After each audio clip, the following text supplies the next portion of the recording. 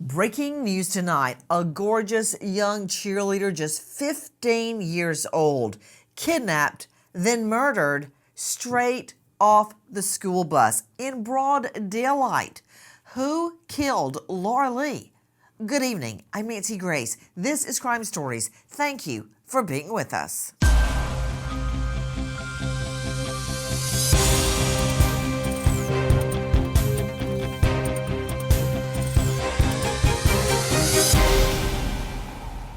The tragic slaying of a young 15-year-old girl haunts a small Florida town, kidnapped from her school bus and shot dead. Who killed Laralee Spear?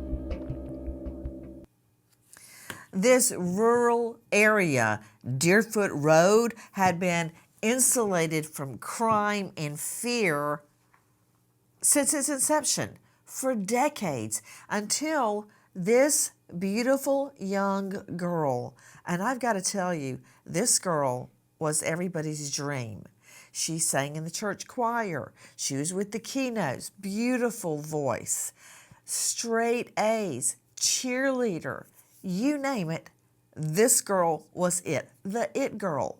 So how is it that she steps off her bus, her school bus, a public school bus with all the other children, and within minutes, she's gone? First of all, take a listen to this. What are you going to say in the beginning? I don't know. We'll just start. Make up something. Laralee, what's your birthday? June 21st, 1978.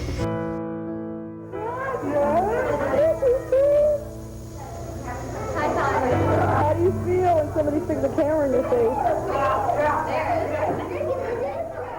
911, what's the emergency? Yes, I need the sheriff's department, please. What's the problem, ma'am? My daughter got off the bus. The child riding next to her saw her get off the bus.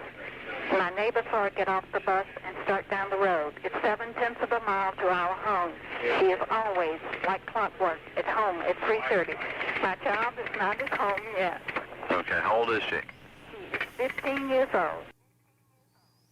You can hear mom's voice starting to crack there at the end. She calls 911 to report her child missing, her little girl missing, within the hour of her stepping off that bus, doing everything right. How can nobody see anything? Nobody hears, nobody knows, nobody tells anything about the disappearance and the murder of Laralee. With me, an all-star panel to make sense of what we know right now. I always like to start with a 911 call, as I do when prosecuting a case, because it's unlike anything else. It's not a witness telling a jury what happened through their own vision, through their own glasses. It's what did happen in the moment, and we learn so much. Again, with me an all-star panel, but first two special guests, Virginia Bussell. This is Laralee's sister. Jenny, thank you for being with us. Thank you for having me.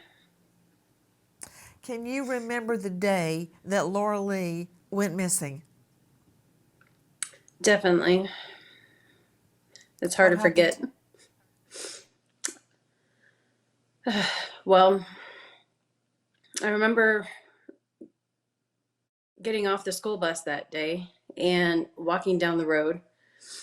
And typically what I do is I just look at the footprints in the on our dirt road, just to see. It was a game that I would used to play, where I would try to figure out Laralee's outfit, because she would always walk right before I would, because I was in middle and she was in high school. And I saw that there was multiple sets of footprints. And so I figured that my mom walked up to the bus stop to come get her, which was not uncommon. And as I made my way down, I encountered one of my neighbors that told me that my mom had been looking for me and she didn't know where I was, which I thought was odd, because it was my normal time. And so I hurried home to find her on the phone with the sheriff's department, and she was in hysterics at that point. And she was asking me to check the house, go upstairs to check her room to see if she was there. And maybe she had missed her. Like she may have taken a nap or something, and she just didn't hear her come in. So I went and I looked and I couldn't find her. And I relayed the information to my mom. And shortly thereafter, we had a deputy come to the house to assist. Then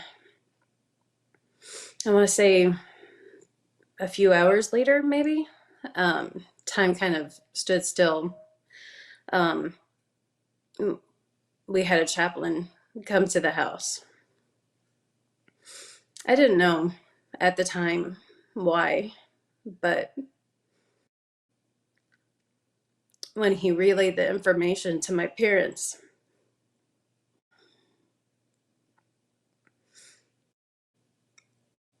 that had to be the hardest thing to watch. At first I thought, oh, she's hurt. She's somewhere. She's at the hospital. We'll go and get her. I think I was in shock. But then realizing that she wasn't going to come home,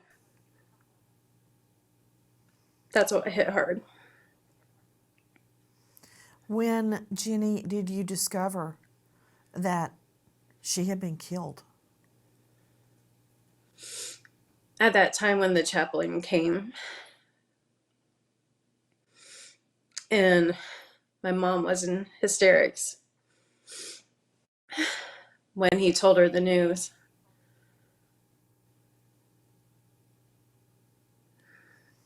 When you say hysterics, what do you mean? She was crying and yelling out, "My baby! They killed my baby!"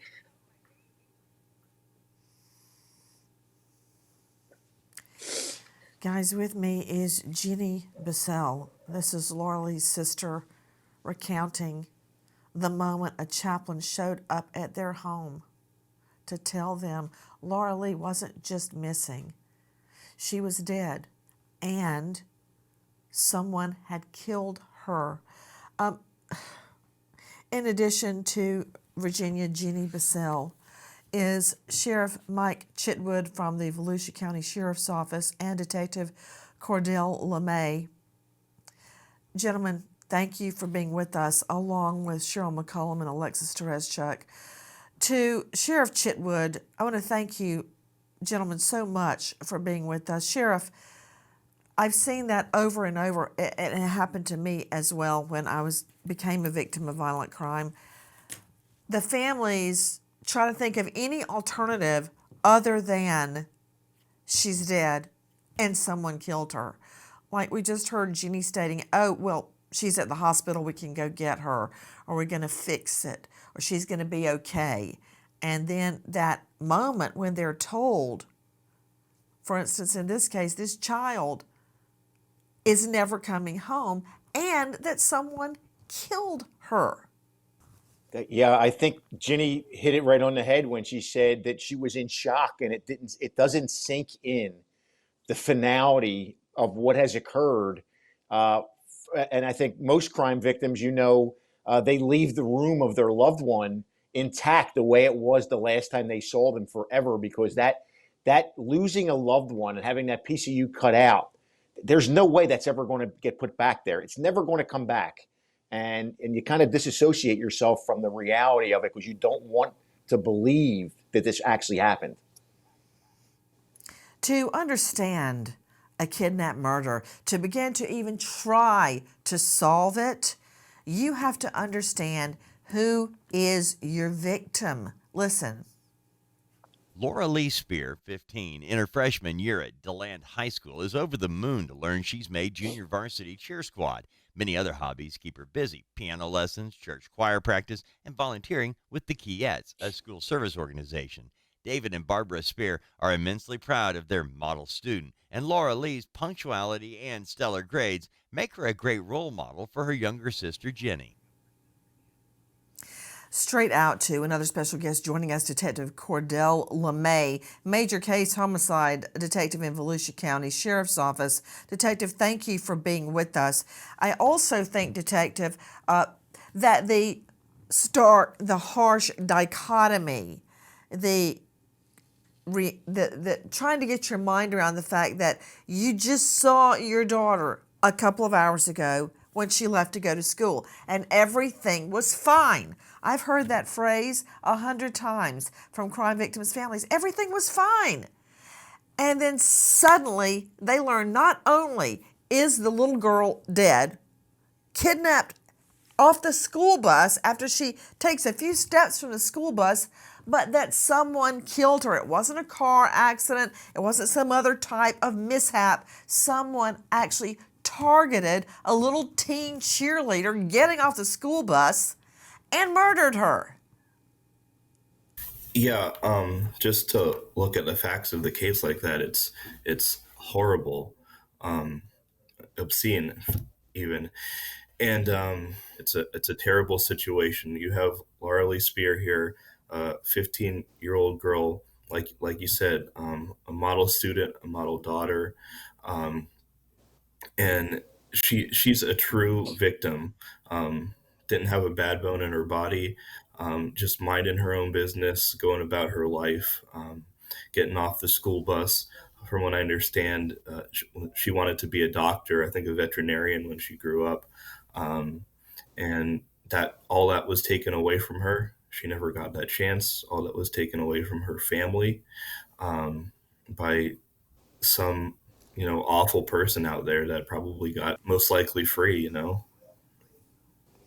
And knowing the entire time that he, and I guarantee you, of course, I'm not an eyewitness, but it is a he, knowing that he has literally gotten away with the murder. Well, not if we have anything to do it. Let's go back to the moment that mom realizes Laralee is not coming home. She hasn't made it home off that school bus, and she was very, very punctual. We hear that throughout. She doesn't go meander around the neighborhood. She doesn't go to a friend's house without telling mom. Nothing like that. No trips to the mall after school. She walked straight home. That's how mom knew in her core that something was horribly wrong. Joining me, in addition to Laralee's sister, Virginia Bussell, Detective LeMay, and Sheriff Chitwood, Cheryl McCollum is joining us, forensics expert, the founder of the Cold Case Research Institute, and star of a hit podcast, Zone 7. Cheryl, thank you for being with us. You and I have seen a lot of missing person cases. We've seen a lot of homicide cases. As a matter of fact, the last 7 to 8 years in the district attorney's office, I handle strictly and exclusively murder, serial rape, serial child molestation, and any type of arson. So we have certainly seen a lot of cases. But a child getting kidnapped and murdered straight off the school bus, and of course everybody looks at the school bus driver. It wasn't the school bus driver. The driver just kept going with the children, was still driving the bus by the time that Laralee's body was found. Cheryl, here is a stark and jarring statistic that I learned from Mark Class, victims' rights champion. Well over 30% of child stranger-to-stranger abductions occur on a school route, going to school, walking to the bus, coming back home, getting off the bus, drop off, pickup, that right there. And that should shake the shoulders of everybody in Congress if they could look up from their money-making ventures and realize that that's where money needs to go. In policing school bus routes, school bus stops, school buses. But that's a whole nother can of worms. Let me get back to something that I can actually affect, and that is finding Laralee's killer. Jump in. Nancy, from where the bus dropped her off, the walk to her home, when I walked the scene and drove it with Detective LeMay, what leaped out at me is from where she was dropped off to the crime scene, she literally had to pass her house. This person in broad daylight knew a remote location of a house that had been burned down a year before, passed Laralee's home to drive her to that location. So to me, that tells me this killer was familiar with that area. Laralee Spear, only 15 years old, abducted, shot just yards away from her home. Her body found in a burned-down, abandoned house. I've been listening very carefully to all the 911 calls, and I want you to hear something that is integral, and every parent should know this. Listen. Should I go back out and look? She would be carrying, or she would have had a maroon book pack. Backpack? Yeah. Okay. Mom knows exactly what Laralee is wearing. She can describe the backpack. I can describe my children's shoes, their socks, what they're wearing, the works, exactly every day. I know what my children wore today in summer break. Did you hear the mom? She is that attentive to her child that she knows exactly what Laralee's, even her backpack, looks like. Joining me an all-star panel, but I want to go back to Laralee's sister, Virginia Bussell, and speaking to Jenny, as I have discovered with so many other crime victims of violent crime, it never goes away. It's always just beneath the surface. And anything, much less somebody asking you a direct question about it, anything can trigger it. It never goes away. Would you agree with that, Jenny? That's absolutely correct. 100%. How has it affected your life? What makes you remember? Like in the middle of a day, you'll be having a perfectly fine day and all of a sudden somebody brings it up or something reminds you. What triggers that? The memory of Laralee's disappearance and murder. Anything can really trigger a memory. Like just going about my day, or even like talking to my parents. It can be anything, to be quite honest. Like even hearing a song from back in the day, it can be a multitude of things. Even driving around town, because I still live in DeLand and stay close to my parents. So just even driving to the house, because they still live in the same house. So taking that road every day, it just reminds me. I understand your parents, particularly your mom, has never, quote, gotten over Laralee's murder. Right. Yeah, it's significantly impacted her, all of our lives, really. But definitely for her, she feels the guilt. I think it's survivor's guilt for us. Because for me, just walking down, knowing that I took the same steps as she did that same day, and thinking, why her? It should have been me. Like, I wish it was me, I mean, those thoughts happen a lot. One thing I know is that the moment that 911 call was made, LE, law enforcement, jumped into action. Listen. Just 16 minutes after Barbara Spear reports 15-year-old Laralee missing, Volusia County sheriffs are on the ground searching for the teen. Air 1, the sheriff's helicopter, is already in the air and begins scanning the neighborhood for Laralee. At 5:35 p.m., the pilot spots a body lying behind an abandoned home. A quarter-mile from the Spear home, officers on the ground find Laralee Spear lying crumpled on a concrete slab behind the burned-out home, shot to death. And shot multiple times. This girl, this teen cheerleader, an honor student, shot multiple times. Her body only spotted by helicopter flying over. It was so far back in a burned out home that only a local would have known about. In addition to our all-star panel, including Laralee's sister Jenny, Alexis Tereszcek is joining us, investigative reporter, crimeonline.com. Alexis, thank you for being with us. For those just joining us, give me a recap about how Laralee went missing that afternoon. So Laralee, 15 years old, freshman in high school, gets off her school bus. She lives kind of on a rural road. This is Florida, in DeLand, Florida. It's a little bit east and a little bit south of Daytona Beach, very leafy. This isn't right on the water. And she normally walks home less than a mile, 0.7 of a mile. Takes her about 10 minutes. She walks every single day. She comes home from the school on the school bus. She does not arrive at home. She gets off the bus between 3 and 3:15 p.m. She is always home by 3:30. The neighbors in between the school bus and her house, they have horses. She loves to stop there and look at the horses and then will make her way home. So she does not arrive at home, and her mom panics. She starts calling around. She calls her friend. The friend says, nope, I saw her get off the bus. She calls the neighbor, the next door neighbor. There's one house between them. The neighbor says, no, she is not here.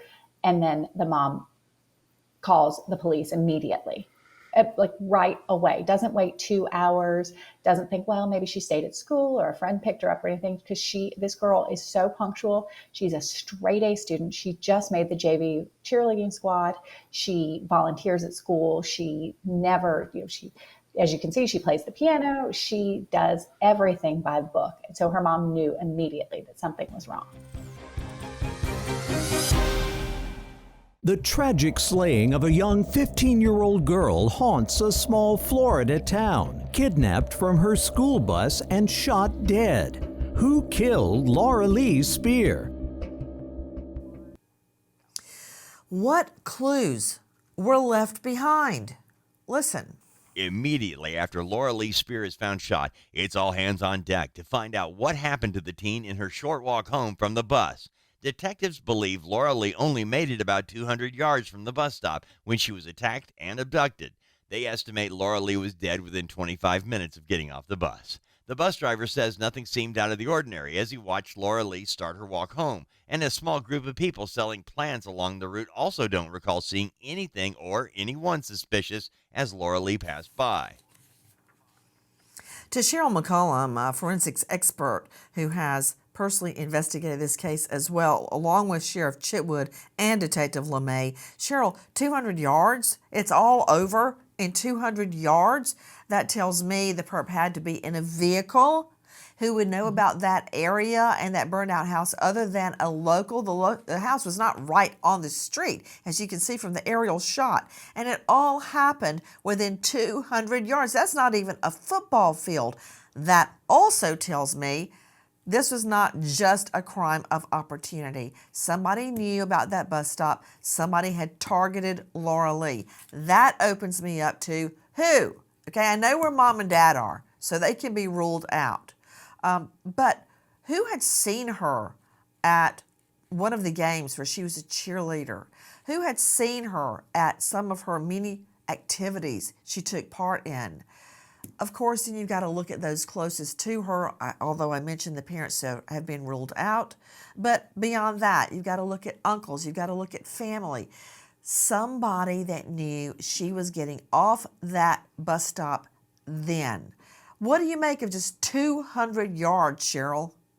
Nancy, you mentioned bus stops. They are a pattern built in for kidnappers. They know exactly when that bus is going to be at that intersection, and they don't have to follow it more than one day to know that only one student gets off there from the high school. I believe this person is local. I believe they did know her in some way, and I absolutely know they knew that area. No doubt about it. Well, I mean, Cheryl, I don't disagree with you, but that's just a bald assertion. Explain why. Again, that house is way off the road. It had been burned out a year before. Local teenagers went there to drink and smoke pot and hang out.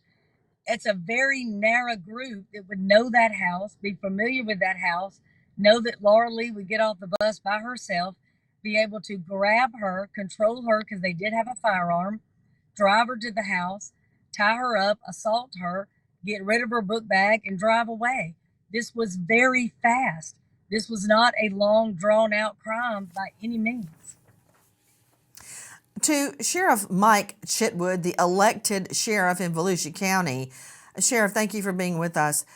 Listening to Cheryl speak, it jumps out at me that if this was a teen hangout, then a natural assumption, not a leap of logic, would be that a teen, an older teen, did this.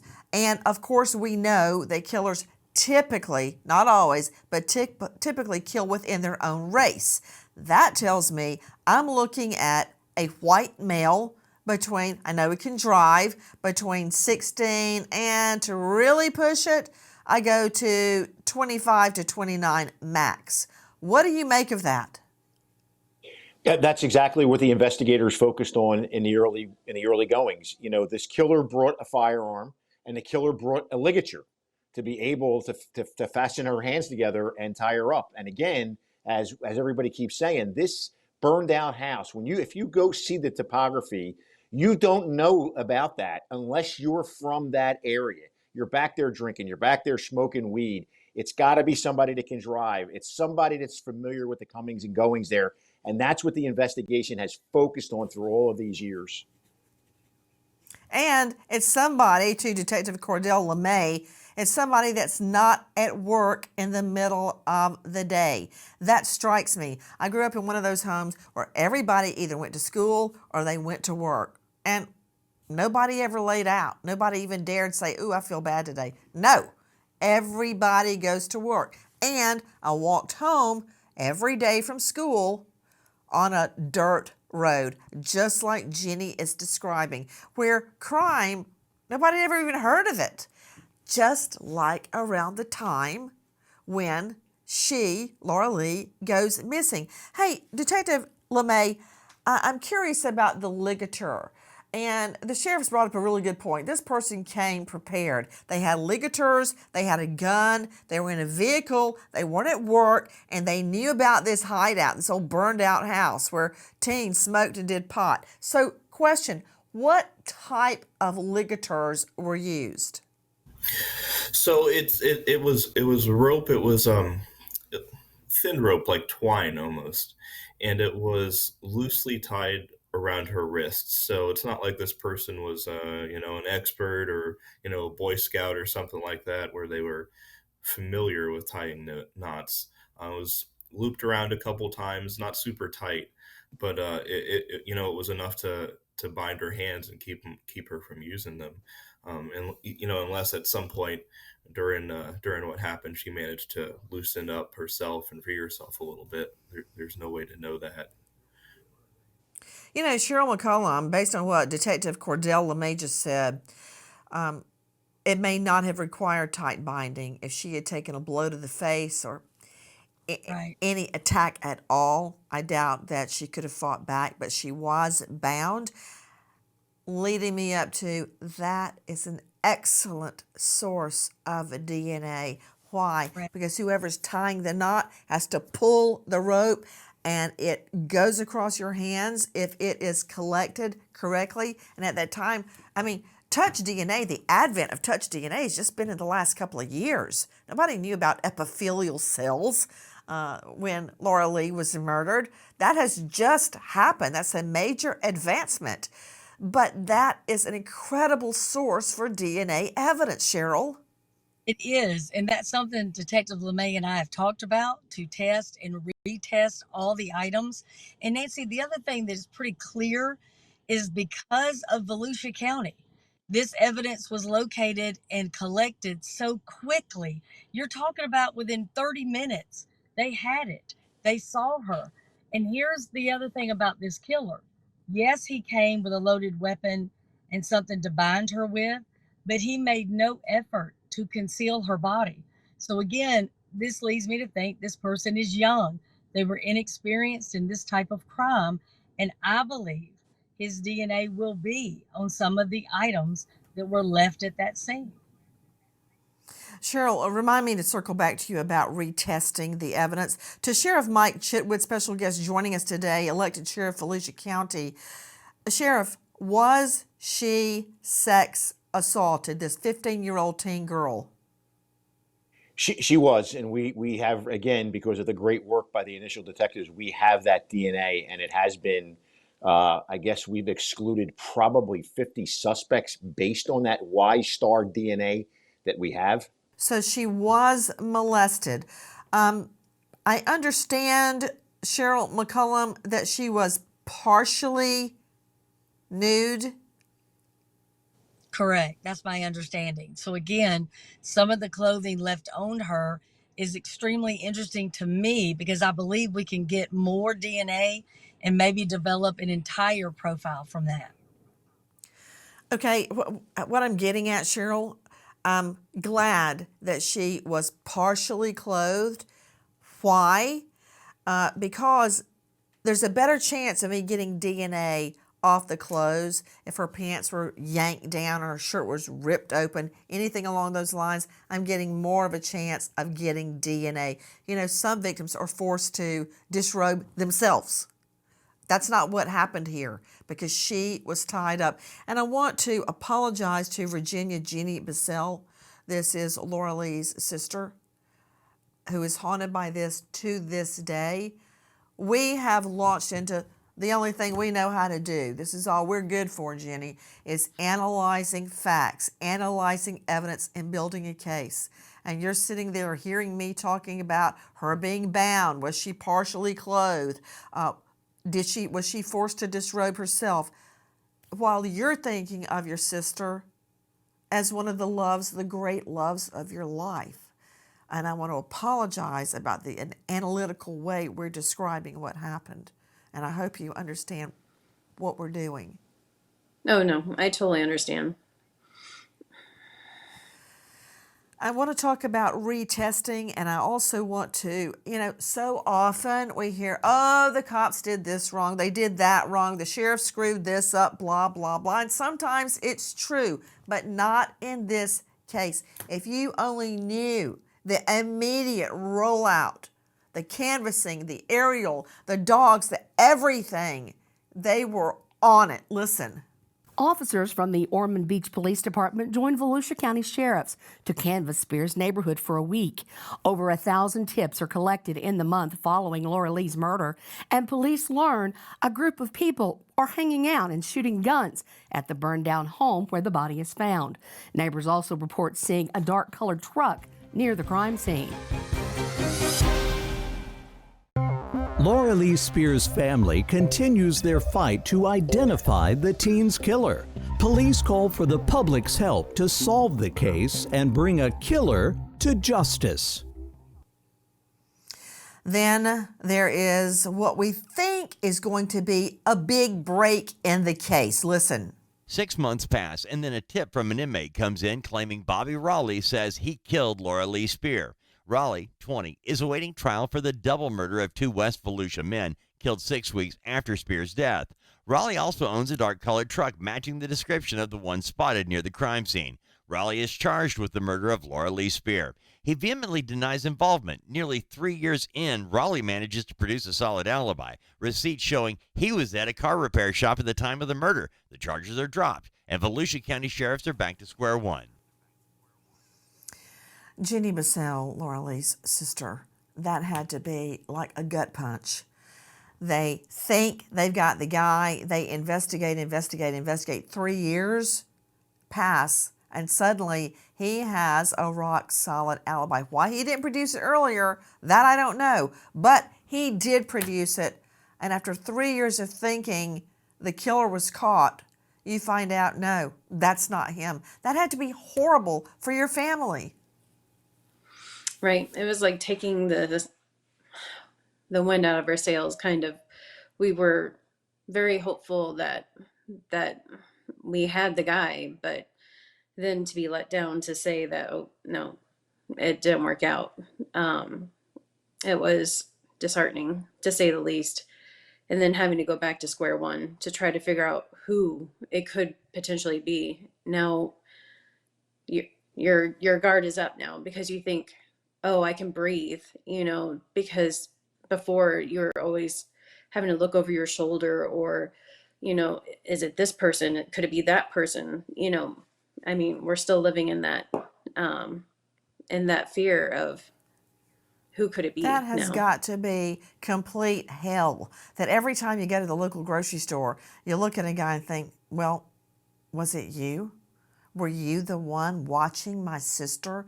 Did you sex assault and murder her? Did you bind my sister and leave her lying out in the open that way?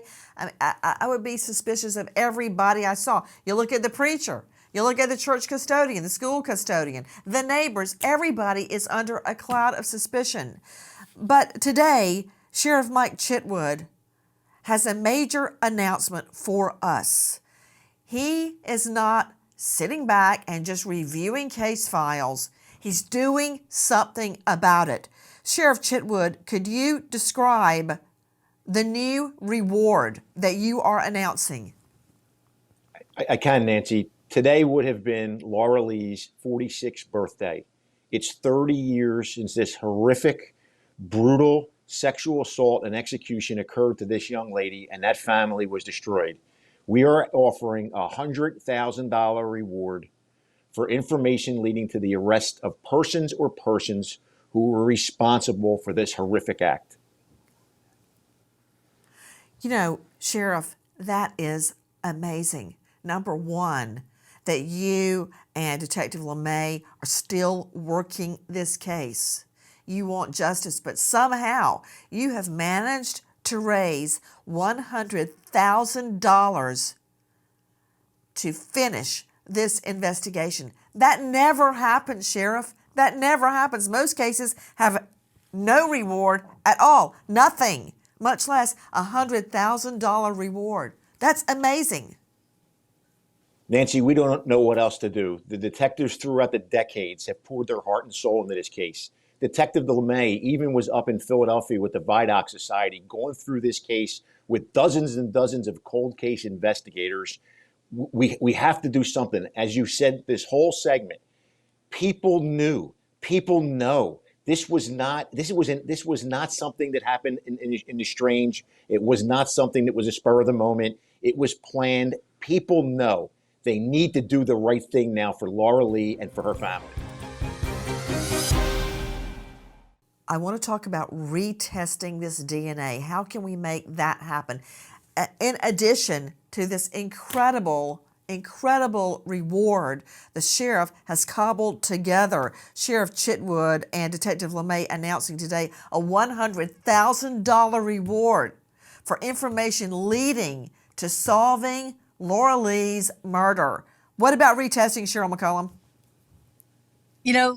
Detective LeMay and I have already talked about getting perhaps her bra essentially to a private lab like Othram. It's going to be critical that they retest everything, even if something's already been tested. The technology today is nothing compared to what they could do in 1994. They can do things now that would have been unheard of. Othram only needs 6 cells to get a full, profile of a suspect. We've got to get everything to them as soon as we can. And I'll tell you, Nancy, what I just heard the sheriff say, there is 100,000 reasons for somebody to come forward. And to Sheriff Mike Chitwood, Volusia County elected sheriff, who's announcing a $100,000 reward to solve this case. Sheriff, the perp may not have been in the database at the time Laralee was murdered, but I guarantee you this guy didn't commit a one-time sex assault, kidnap, murder. No way. He had to have done something else, some violent crime since Laralee was murdered. He should be in the database now. Would you agree with that? This ain't a one-off. Yeah, I absolutely 1001% agree with that. He did it. He got away with it. This is something that I believe was in his DNA. There are other probably sexual assault victims or homicide victims out there related to this guy. We've got to get this DNA to Othram Labs or a similar lab that handles degenerated or degraded DNA or old DNA. It's a specialty niche. To Virginia Jenny Bussell, this is Laralee's sister.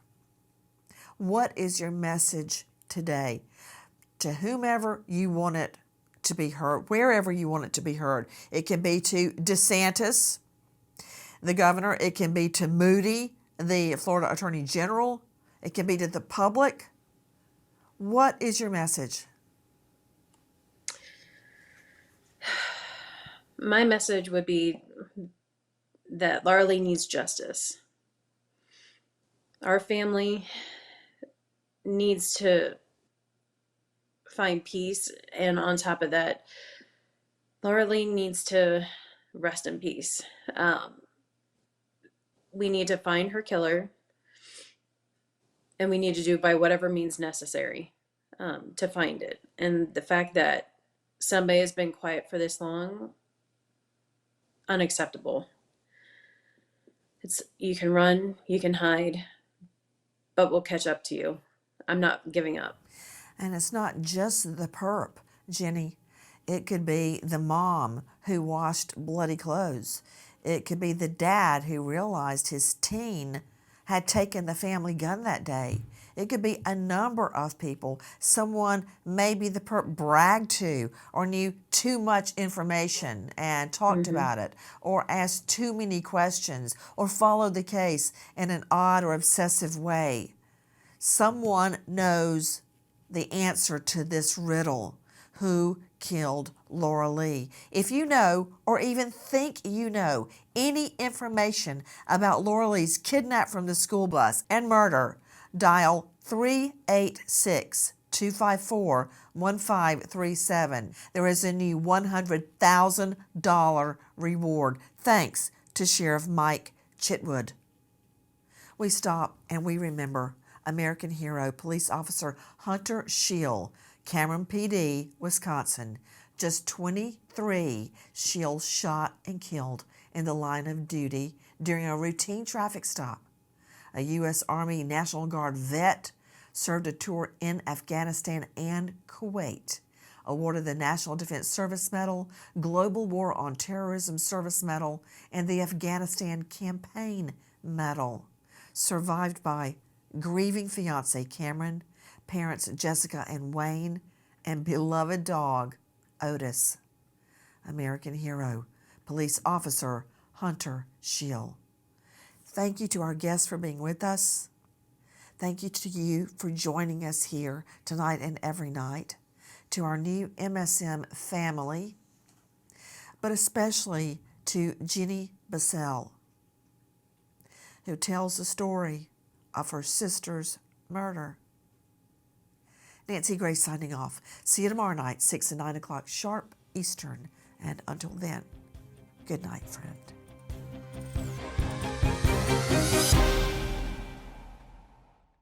Guys, thank you for watching Crime Online with Nancy Grace here on YouTube.